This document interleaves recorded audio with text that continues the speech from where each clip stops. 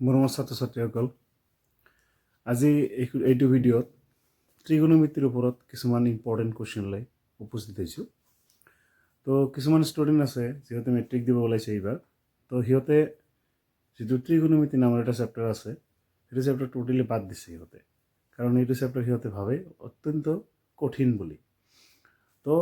মই ভাবোঁ যদি তোমালোকে ভালদৰে কনচেপ্টটো ক্লিয়াৰ কৰিব পাৰা, তেনেহ'লে এইটো চেপ্টাৰৰ নিচিনা সহজ তোমালোকে আৰু কোনো চেপ্টাৰে নাপাবা। তো আজি তাৰে ওপৰত কেইটামান অতি ইম্পৰ্টেণ্ট যিবিলাক মেট্ৰিকত অহাৰ চান্স এইবিলাক বেছি আছে, তো সেইবিলাক কুৱেশ্যন লৈ তোমালোকৰ সন্মুখত উপস্থিত হৈছোঁ। তো ভিডিঅ'টো তোমালোকে স্কিপ নকৰি কণ্টিনিউ চাই থাকিবা, আৰু ভাল লাগিলে লাইক কৰিবা, কমেণ্ট কৰিবা, আৰু আমাৰ চেনেলটো ছাবস্ক্ৰাইব কৰিবা। তো আজিৰ প্ৰথম কুৱেশ্যনটো হ'ল যে এ আৰু বি সূক্ষ্মকোণৰ বাবে, এইটো সূক্ষ্মকোণ দিছে। সূক্ষ্মকোণ মানে যিবিলাক কোণ 0 ডিগ্ৰীতকৈ ডাঙৰ কিন্তু 90 ডিগ্ৰীতকৈ সৰু। তো ইয়াতে হৈছে সূক্ষ্মকোণৰ বাবে sin b = cos a + 60 degree হ'লে tan a + b ৰ মান কিমান, এইটো উলিয়াব লাগে। তো প্ৰথমত তুমি এইটো কৰিবলৈ হ'লে তোমাৰ কনচেপ্টটো ক্লিয়াৰ কৰিব লাগিব। কনচেপ্টটো হ'ল এনেকুৱা ধৰণৰ যে এনেকুৱা tan থিটাৰ কাৰণেও আছে, cot থিটাৰ কাৰণেও আছে, তাৰপিছত sec থিটাৰ কাৰণেও আছে, cosec থিটাৰ কাৰণেও আছে। তো ইয়াতে যিহেতু আমাৰ কুৱেশ্যনটো দিছে সাইন থিটাৰ ওপৰত আৰু কস থিটাৰ ওপৰত, সাইন আৰু কসৰ ওপৰত, চ' আমি এই দুটা টপিকছে বা এই দুটা কনচেপ্ট ইয়াতে ইউজ কৰিব পাৰোঁ। তো তুমি চোৱা, তুমি যদি সাইনক কসত ভাঙাব খোজা তেনেহ'লে কি ল'ব লাগে হৈছে, ইফালে সাইনৰ মানে এই যিটো এংগেল আছে, এই এংগেলটা কিন্তু এইফালে যিমান আছে এইফালে কিন্তু একে থাকিব লাগিব। যদি এংগেলটা বেলেগ হয় তেনেহ'লে তোমাৰ এই কনচেপ্টটো কামত নিদিব। তো ইয়াতে দেখা যায় আছে যে সাইন যদি আমি কসত ভাঙাব খোজোঁ তেনেহ'লে সাইন 90 ডিগ্ৰী মাইনাছ থিটা ইউজ কৰিব লাগিব। থিটা যিকোনো এংগেল হ'ব পাৰে, তো সেইটো কৰিলে তুমি কি পাবা, কস থিটা হৈ যায়। আৰু কসক যদি তুমি সাইনত ভাঙাব খোজা সেই একে প্ৰচেছ, কেৱল সাইনৰ জেগাত কস লগাব লাগে আৰু কসৰ জেগাত সাইন লগাব লাগে। তো মই এইটোৰ ওপৰত এই ফৰ্মুলাটো যদি ইউজ কৰিব খোজোঁ, তো তোমাক দিয়া আছে কি sine b = cos a + 60 degree.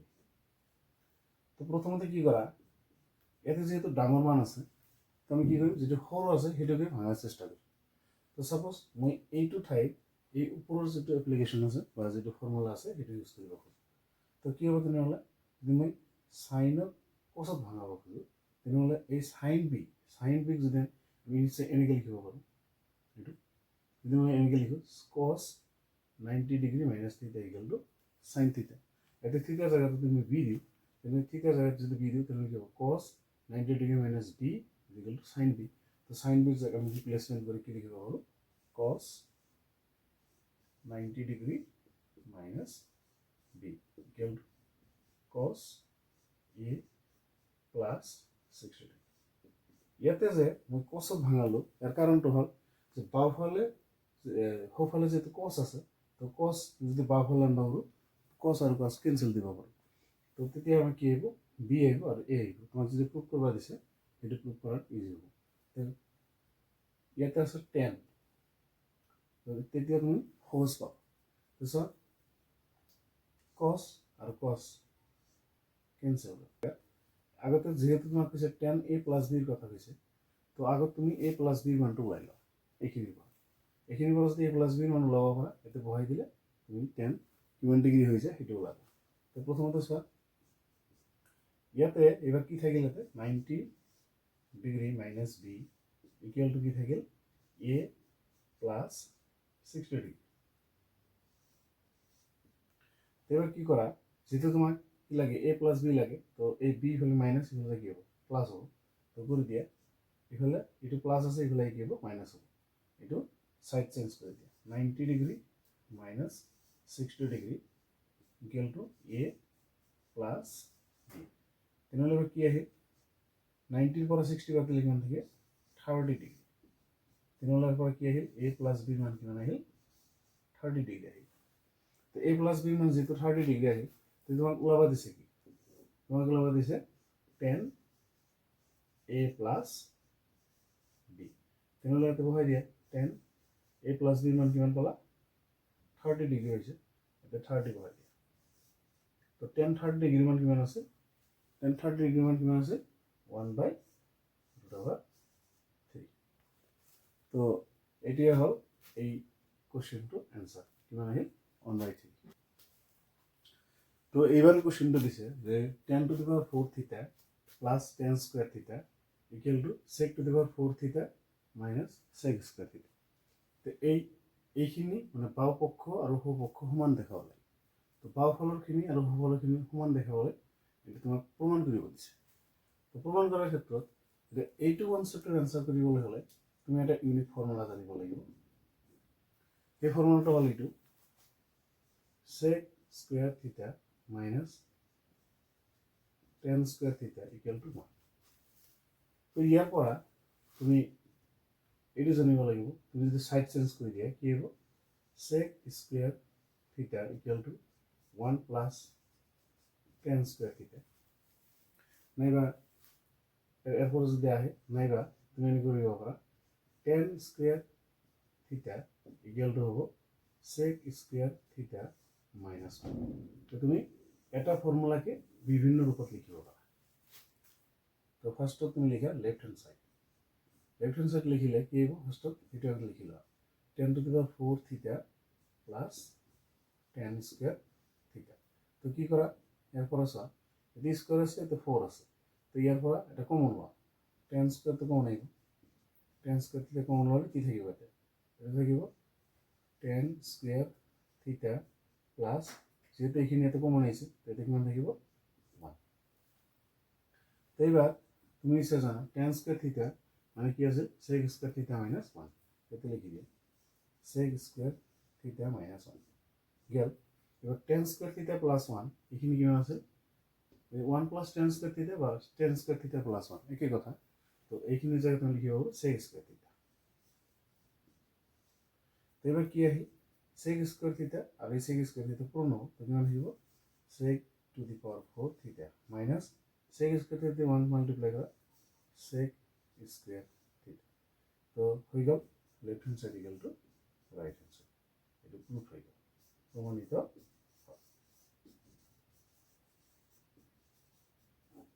তো এটা কোশ্চেন এইগুলি মেট্রিকত আহার চান্স বেশি আছে তো বলা আমি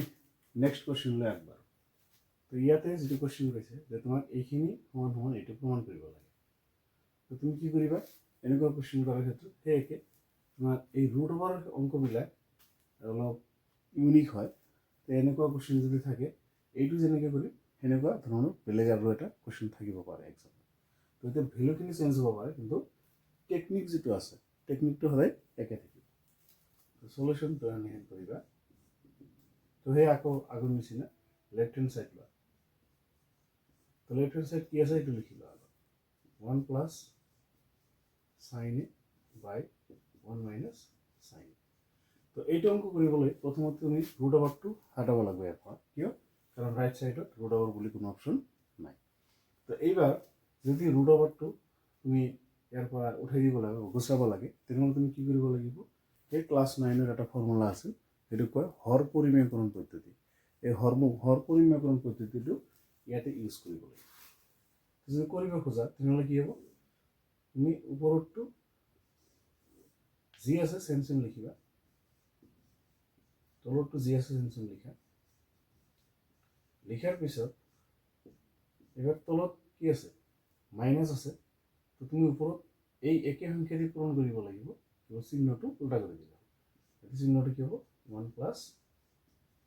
sin তো এইটো তো আগত নাছিল নতুন কৰি লিখিলা তো এইটো তলত লিখিবা তো আহি গল মানে এটা ফর্মুলার কথা আহি গল so 1 minus sin a 1 plus sin a তো কি আছে a plus b whole into a minus b equal to কি আছে ফটাফট কৰি দিয়া a square minus b square তো এটা ফৰ্মুলা ইউজ কৰিব তো আমি আৰো জানো যে যদি একই সংখ্যা দুইবাৰ পূৰণ হয় তাহলে স্কয়াৰ আহে তুমি সাপোজ ধৰি লোৱা a into a কি হ'ব a square আহিব ঠিক সেইদৰে এইটো যেহেতু ডাবল আছে তো কি হ'ব হোল স্কয়ার আহিব তো কি আনসার কি হ'ব 1 plus sin a whole square divided by এটা লিখিব পাৰা a square minus b square তো কি হ'ব 1 square minus sin square a. তো 1 square minus sin square a. এইবার এক যদি লিখিব খোজা তো ইয়াক এনেকে লিখা যায় 1 plus sin a whole square তো থাকিব 1 square তো 1 হয় 1 minus sin square a. তো এবার আরো একটা ফর্মুলা এতে অ্যাপ্লাই কৰিব লাগিব যেহেতু এইটো কৈছে তোমার কি প্রমাণ করা সেকশন তো প্রমাণ করা সেকশন বিভিন্ন ফর্মুলা আইব পারে তো তোমার এই ফর্মুলার যেখিনি কনসেপ্ট এখিনি কমপ্লিট থাকিব লাগিব তো এইবার এইটো করার ক্ষেত্রে তুমি এইটো ফর্মুলা জানিব লাগিব ফর্মুলাটা হল sin square a plus cos square a is equal to 1 তো sin square a plus cos square a is equal to 1 তো ইয়ার পর যদি তুমি লিখা cos square a যদি রাখি দিয়া তুমি যদি প্লাস আছে তাহলে কি লিখিব মাইনাস 1 minus sin square তো 1 minus sin square a এর মান কি মানে cos square a তো আমি এর ঠাইত cos square a লিখিব পারো যদি লিখা তুমি কি হবে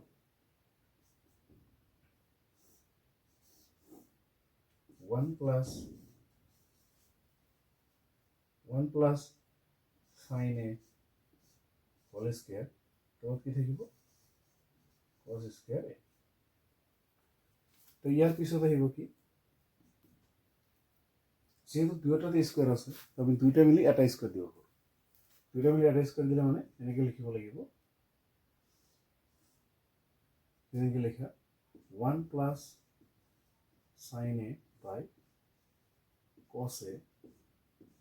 whole square তো তুমি জানা স্কোয়ার আর রুট আবার কি যায় ক্যান্সেল যায় তো স্কোয়ার আর রুট আবার ক্যান্সেল যাবে থাকুক না 1 plus sin a আর তাহলে থাকিব কি cos a তো কি করা cos a দিয়ে এবার 1 ডিভাইড করা cos a দিয়ে এবার sin a ডিভাইড করা তো आंसर কি বানাইব 1 by cos a plus sin a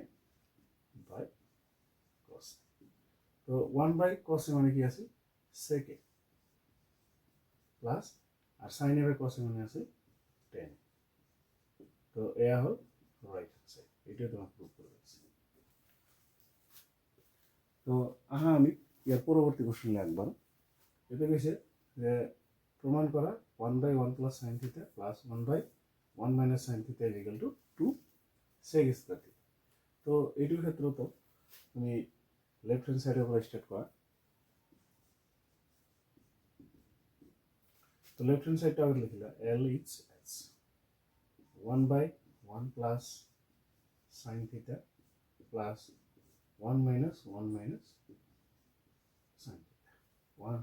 1 by 1 plus 1 minus sin theta তো তুমি কি করা